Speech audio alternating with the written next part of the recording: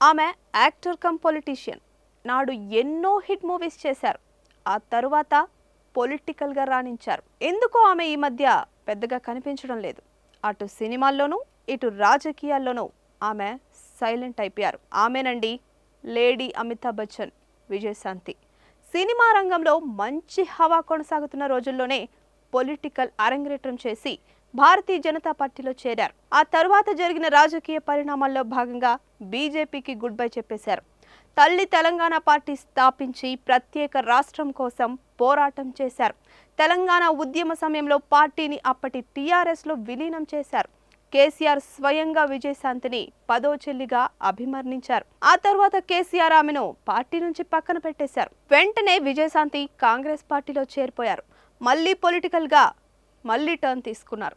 2019 ఎన్నికలు ముగిసిన వెంటనే మళ్ళీ బీజేపీ గూటికి చేరుకున్నారు.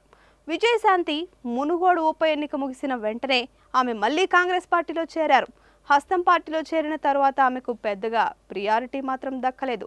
దీంతో రాములమ్మది రాజకీయ అధ్యాయం ముగిసినట్లేనా అన్న చర్చ పార్టీలో నడుస్తోంది.